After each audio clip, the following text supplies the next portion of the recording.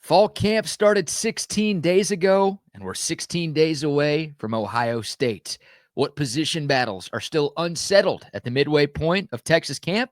We'll dive in on today's episode of Locked On Longhorns. Intro.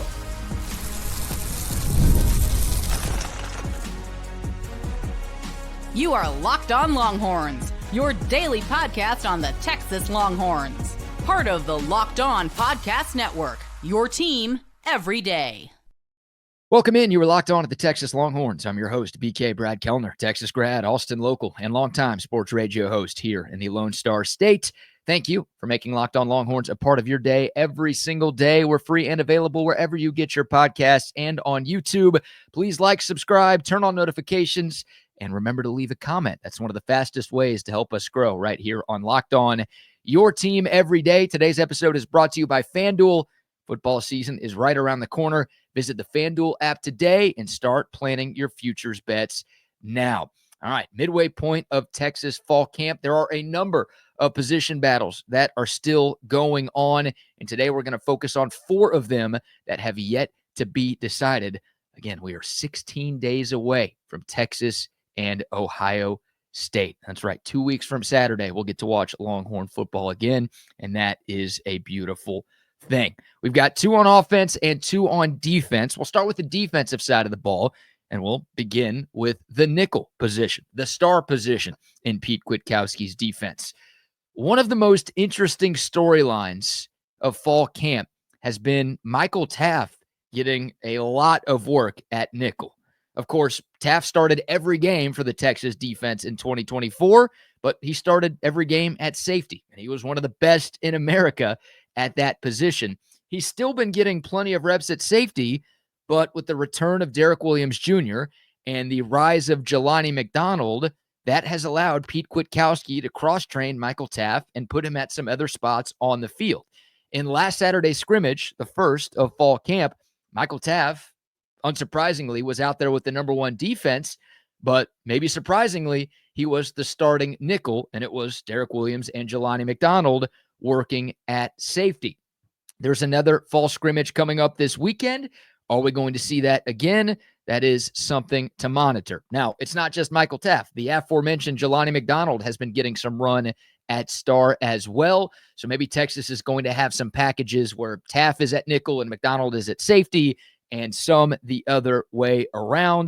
But yeah, Michael Taaffe, could he end up being this team's starting nickel? Does PK feel like that gives his defense the best chance to be successful against the high-powered Ohio State offense? Yeah, they've got a new quarterback. Yeah, they've got a couple of new running backs and some new offensive line.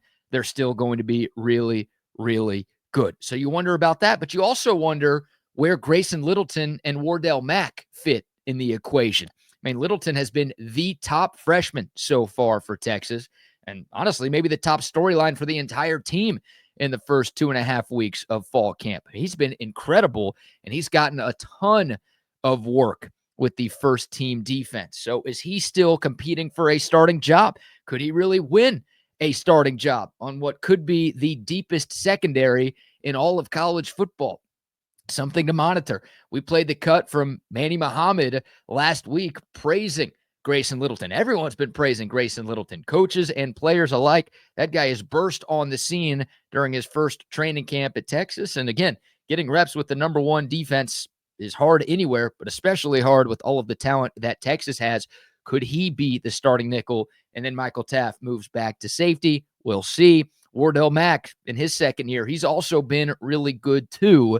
So how many snaps does he get? Where does he fit in that nickel rotation? Something to watch. Who's the starter there? What does the rotation look like? That's position battle number 1. And we're kind of crying from a yacht here. It's not like, oh, Texas doesn't have anybody good enough to play that position. It's like, well, they got 3 or 4 guys who might be good enough to play there. So what do they end up doing? That's number 1. Number 2, we're going to stick with the defense here with this one, and we're going to stick with the secondary, the corner opposite Manny Muhammad. We know Manny Muhammad is one of those starting cornerback spots locked down. There's no mystery there at all. He's earned that with his play over the last 2 seasons. But the other cornerback, not quite as cut and dry. You've got Jalen Gilbo, who, of course, is making the Jahdae Barron move, going from star to outside corner. He's the leader in the clubhouse. Obviously, you're hoping Jalen Gilbo can be the second coming of Jahdae Barron. Barron won the Thorpe Award, ended up as a first-round pick. That position change worked out really well for him. It worked out really well for the Texas defense, too. So Jalen Gilbo, whether he's Jahdae Barron or not, he's probably the favorite. He's been with the number ones more often than not, including in last weekend's scrimmage. But Kobe Black is there, too. And he's fighting. And he's really good. And he's taken a lot of strides dating back to the spring, over the summer, and now into fall camp as well. If he keeps taking those steps, there is perhaps a realistic path for him to be a starter on this defense. Now, he's going to play either way. The loser of this second quarterback competition is going to be the first corner off the bench, and they're going to be a significant part in this secondary. But Kobe Black fighting for some starting reps. I think Gilbo is going to be out there for the first snaps against Ohio State, but how many snaps Black gets maybe depends on how he performs in the latter half of fall camp. And again, I think there is a realistic path to where he can be this team's number 2 corner. You think about the receivers that Ohio State has, obviously with Jeremiah Smith, but Carnell Tate is back from a year ago. Brandon Inniss, the former 5-star. I mean, it's Ohio State. They can lose 2 or 3 5-star receivers to the NFL every year. They're still going to have 2, 3, 4, 5 waiting in the wings. So whoever wins that job is obviously going to be faced with a tall task in week 1. That's an important position battle to watch. Again, I think Gilbo's really good. I think Kobe Black's really good. Which of those guys emerges as the true number 2 corner? Now moving over to the offense, let's talk about the backup quarterback battle. I know we're talking about backups here, not quite as intriguing as the 2 we just looked at, but backup quarterback at Texas is always important. Texas doesn't get to the SEC title game without Arch Manning last year.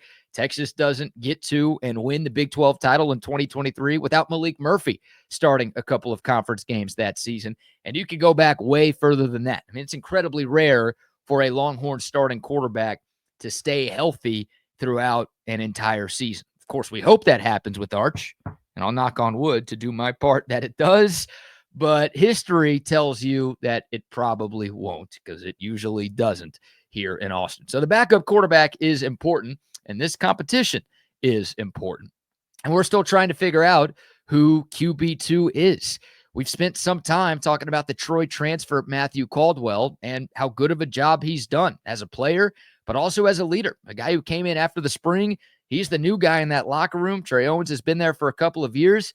Sometimes can be tough as a new player to kind of command leadership and get everybody to respect you. It sounds like Matthew Caldwell has done a really good job of that so far. Again, the play has been solid, but also the leadership has been there too.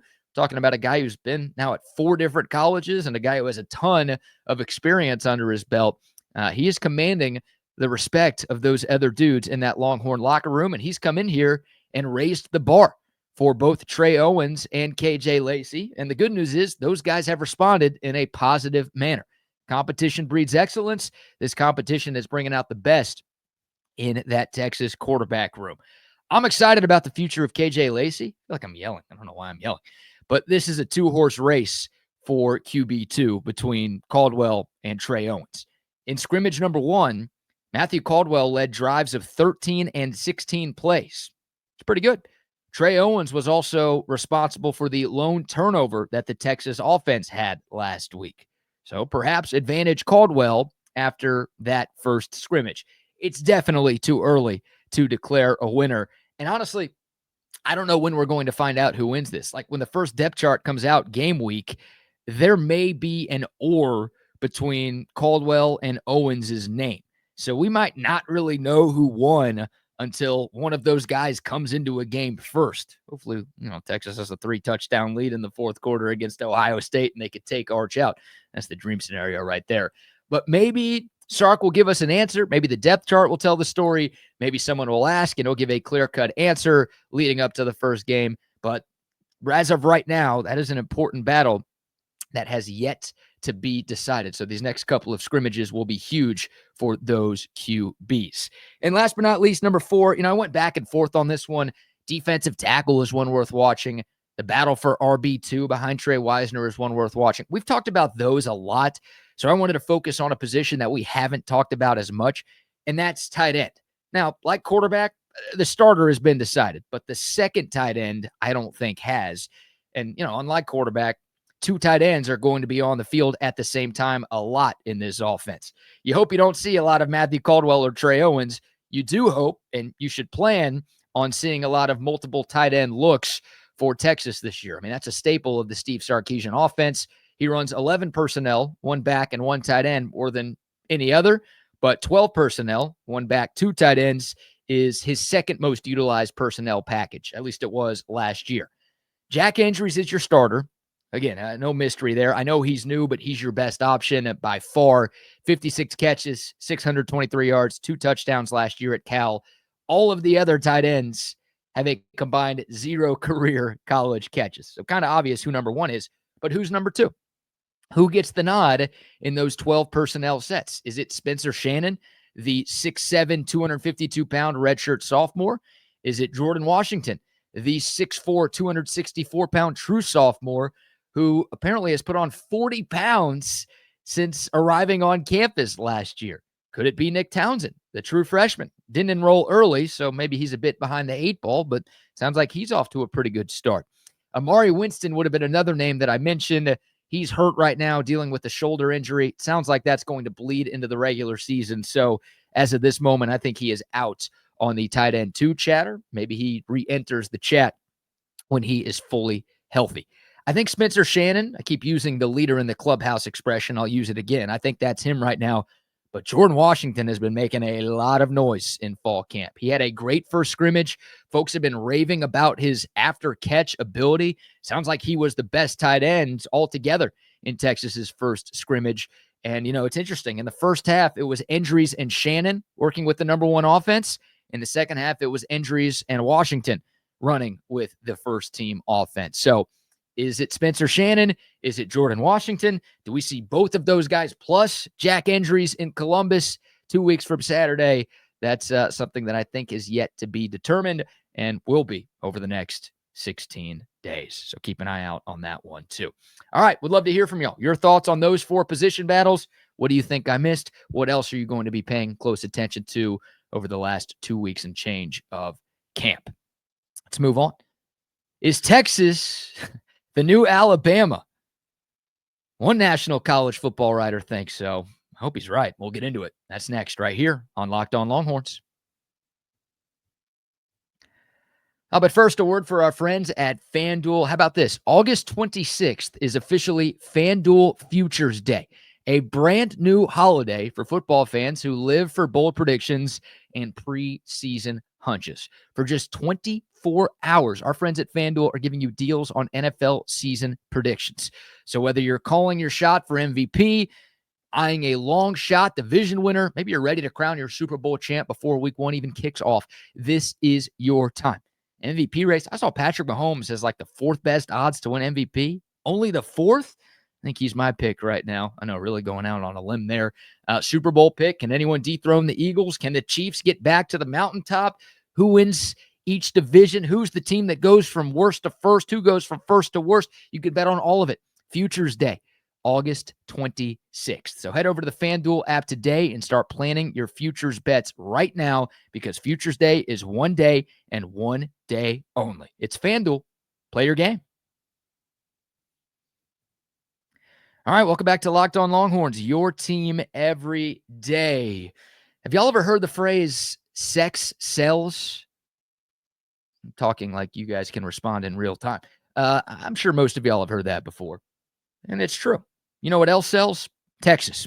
Texas sells too. Everyone talks about Texas because it gets the people going. That's always been the case, but it's even more so now in the Arch Manning era of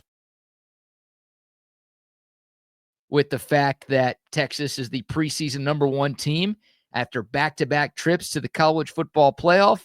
Yeah, everyone is talking about Texas for better or for worse. My screen went dark for a couple of seconds. Seems like we're back on. Hopefully we are good to go here. Sorry about that. So everyone's talking about Texas. And 2 days ago, Ralph Russo of The Athletic wrote an article about the Longhorns titled, "Is Texas College Football's New Alabama?" where, well, he wrote a lot about that topic, But there's one paragraph that stood out the most to me, and it read, quotes, "In short, Texas is becoming the new Alabama. No, that doesn't mean the Longhorns are going to rattle off a half dozen titles in the next decade, but this is the season Texas puts its staying power on display. There's always another draft pick. There's always another All-American. The talent conveyor belt is fully operational and well-funded. The days of stumbling as a 12-point favorite at home appear to be over." End quote. Hitting the UTSD with that last sentence. But the first sentence of that stanza, "In short, Texas is becoming the new Alabama." Let me start by asking, where do I sign? I'd love to be the new Alabama and not Kalen DeBoer's Alabama. I mean, Nick Saban's Alabama, which is what this article is insinuating. That would be awesome for Texas to replicate the best dynastic run in the modern era of college football. That would be phenomenal. Let me quickly follow that up by asking another question. What are we doing here? Like, as great as these last 2 years have been, and they've been great, especially considering the previous 12 years before them, Texas hasn't even made it to a national championship game, let alone won one. We're already comparing this thing to Nick Saban's Alabama. Remember, Nick Saban's Alabama from 2009 to his retirement following the 2023 season, they won 9 SEC championships, 16 bowl games, and most importantly, 6 national titles. They also spent at least part of every season ranked as the number 1 team in the AP poll. That's maybe the most bizarre stat of all. From 2009 to 2023, Alabama spent at least part of every year as the number 1 team in the sport. Wow. Steve Sarkisian's Texas from 2021 to the end of the 2024 season, 0 SEC titles, 1 Big 12 title, 2 bowl wins, the 2 playoff games last year, 0 national championships, and they spent part of 1 season, now 2, I guess, if you include this year, because Texas is preseason number 1 as the top-ranked team in the sport. Alabama had 16 straight 10-win seasons. They had 1 3-loss season from 2008 to 2023. Texas has had 3 3-loss seasons in the 4 years under Sark. Even last year was a 3-loss season, despite how good it was. So I don't know how you could possibly say that Texas is the next Alabama right now, right? Could that be a feasible conversation 5 years from now? Sure. I hope it is. But that's going to require multiple conference and national titles for that to even be close to reasonable. Like, 1 national championship isn't enough. If Texas wins it all this year, that'd be great. You could say they're at the top of the college football world, and maybe you could predict that they're on their way to more great things. But even then, you can't compare them to the Nick Saban dynasty. You can't use the D word. I think you need at least 3 titles to use the dynasty word. That's Ralph Russo. Come on, man. It feels like Arch Manning is breaking people's brains. Like, everyone's looking for the next Alabama. It's kind of like everyone looking for the next Tiger in golf. And as soon as like a young player wins a couple of majors or even just a couple of tournaments, it's like everyone wants to coronate them as the next Tiger. It's like, can we pump the brakes here? Funny enough, 2 Longhorns have dealt with the next Tiger label in the last decade. Jordan Spieth, when he won 3 majors in 2 years, he got it. Kind of fell apart after that. Now Scotty Scheffler. Scheffler's got some staying power. So far, so good from him, but like, he's still a ways away from Tiger Woods. And Scotty's done a lot more than Texas football has the last couple of years. Maybe getting sidetracked with that analogy. Everyone looks for the next big thing in every sport. For college football, that's Nick Saban's Alabama. I just don't like, if any team has come close to them, it's Georgia under Kirby Smart. They won 2 national titles. They won a few SEC titles. They feel like the team that's closest to that. They're recruiting at a ridiculous level. They're always in the mix every year, and they've been doing that for a while now. Shouldn't this article be about them? What about Ohio State? They just won the title. And like Ralph Russo said about Texas, they always have another draft pick and another All-American. They've got that stuff. And, they've stacked together way more than 2 good years in a row. Like, why is Texas the team that gets this article? Well, the simple answer is probably what I said to start the segment. Texas sells. Even though Georgia and Ohio State are massive brands, they're not Texas, and those schools don't have Arch Manning. So I try to make sense as a journalist when you could take advantage of the Manning mania and all of the Texas hype. People have been dunking on Russo for this. Even Texas fans are like, dude, tap the brakes. I know we're all gas, no brakes here, but can we slow down? Can we win a title before we do this? Then maybe we could start asking the question. I don't like talking negatively about my alma mater. And some of y'all may hate this segment, but I'm just trying to be a realist here. Like, you can't crown a team as the next dynasty when they have won 0 championships. It's just stupid. I hope Ralph is right. Again, I hope 5-10 years from now, we're talking about Texas in the same light as we talked about that Alabama team for a decade and a half under the GOAT. But what are we doing? Stupid. Thanks, Ralph, for making me dunk on my own team. Ralph. Ridiculous. All right, what say you? Am I being dramatic? Do you agree with Ralph? Do you think Texas is on the cusp of being the next Alabama? Do you think they already are the next Alabama? Or should we maybe pump the brakes just a little bit here? All right, let's move on. More Texas hype. Find you someone who loves you as much as Paul Finebaum loves Arch Manning. Finebaum said something so ridiculous that even Cooper Manning had to chime in on it. Yeah, we'll get into it up next right here on Locked On Longhorns. Oh, but first, a word for our friends at Wayfair. As summer winds down, there's something nice about getting back to the routine you love. And yeah, when football rolls around, we all have our favorite game day routines. Wayfair makes it so easy to set up for the season ahead. From bedding and linens to storage solutions in every room, Wayfair is your one-stop shop to refresh your home. Indoors and outdoors, they have it all. My girlfriend actually recently moved. She went on a Wayfair shopping spree, bought a ton of stuff online. I got to help set that stuff up, but her place looks great, and it's never a bad time to refresh your look. The delivery is super easy. The convenience, shopping online, it's super easy. It's the perfect time to get ready for football season, so you don't have to do it when the actual games are here. Take care of those honey-do lists. You could do that with our friends at Wayfair. Get organized, get refreshed, and get back to your routine for way less. Head over to wayfair.com right now to shop all things home. That's WAYFAIR.com. It's Wayfair. Every style, every home. All right, welcome back to Locked On Longhorns, your team every day. Final segment on a Thursday show. We're 16 days away from Texas, Ohio State. Arch Manning wears the number 16. Let's talk about him, as if we need an excuse, right? The SEC Network is promoting a new TV series called SEC Inside, Looking for Answers. And yesterday, they tweeted out a promotional teaser, and the 65-second clip was about Texas and mainly about Arch Manning. It's a bunch of highlight clips from games he played in last year, and you've got some practice cuts in there as well, and it's all intertwined with some sound from SEC Network personalities. And the last personality to talk in this trailer is Paul Finebaum, who is a well-documented Arch Manning believer. I mean, he's basically the Don of the Manning Mafia right now. With some of the things that he said about Arch this offseason. Here's another one for you. Paul Finebaum talking about Texas's signal. Can Manning play? That's the easiest question I've ever been asked. He is going to be the most dynamic quarterback we have seen perhaps in a generation. So because of YouTube copyright rules, I couldn't show you all the video. Hell, I would have loved to have played the entire trailer because it's pretty cool, but I can't. So that little snippet of audio is all we get. But if you missed it, Paul Finebaum said, can Manning play? That's the easiest question I've ever been asked. He's going to be the most dynamic quarterback we have seen in perhaps a generation. End quote. No pressure, Arch. You're only the Heisman favorite and one of the favorites to be the number 1 pick in next year's draft. And, oh, yeah, you probably would be the favorite if everyone thought you were leaving after this year.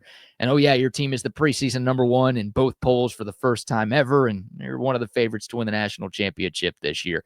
And now, on top of all of those other things, you're the most dynamic quarterback we have seen in perhaps a generation. Do you believe Paul? How about this? So ESPN posted that on Twitter and Instagram yesterday. And Cooper Manning, of course, Arch's father, actually commented on the IG post, and he replied with 3 words: slow your roll, with an exclamation point at the end. That's Arch's dad, who probably should be the biggest believer in his son. is asking Paul Finebaum to tone it down. Now, I don't think that's like, oh my God, does Cooper Manning not believe in his son? Is Arch Manning not as good as that? I don't think it's any of that. It's just, hey, can we let the guy play before we start coordinating him as the best talent in perhaps a generation and the most dynamic QB in perhaps a generation? Like, it's crazy. I feel for Arch a bit. This microscope he's under is insane. He's getting paid pretty handsomely, so I get that it's not all bad, but this guy started 2 games, and the amount of expectations that are being thrown on him, I mean, it feels unbearable, to be honest with you. And to his credit, he's handled everything incredibly well. I mean, from the moment he stepped foot on the Texas campus, he has said and done all of the right things. And you would know if he'd screwed up because it would be the number one story on every sports talk show in America for like a week. And like to this point, going into year 3 of Arch's college career, the worst thing he's done is lose his student ID in like his first month as a UT student. It's insane how good of a job he has done in that regard. But man, it's crazy. He's had all of this happen and all of this stuff said about him before his first year as a starting quarterback. And it's only going to get worse when the actual games get here. I'll ask it again. I've asked it before. I'll ask it one more time. I shouldn't say one more time. I'll probably ask it a few more between now and August 30th. Can we just let the kid play? Like, I'm always excited for Texas football to come back. I don't think I've ever been this excited for a season to start. Of course, being the preseason number 1 team adds to that. But most of this is just excitement to see what Arch Manning can actually do on the field. Instead of every Arch headline being some ridiculous prediction about, oh, how he's the best player ever, or somebody saying that, oh, he has to suck because he couldn't start over Quinn Ewers last year. Like, can we just get to the game so we can actually evaluate the type of QB that Arch is? Oh, man, Lord help me. Lord help all of us get through these next 16 days. And, hey, Lord help Paul Finebaum be right when this thing is all said and done. I hope he is the best quarterback of this generation. That'd be great. But, golly, just let the kid play, please. Apparently that's a ridiculous prediction to ask of a journalist in 2025. All right, that'll do it for today's show. What say you? Do you agree? Do you disagree? I think we all hope Paul is right.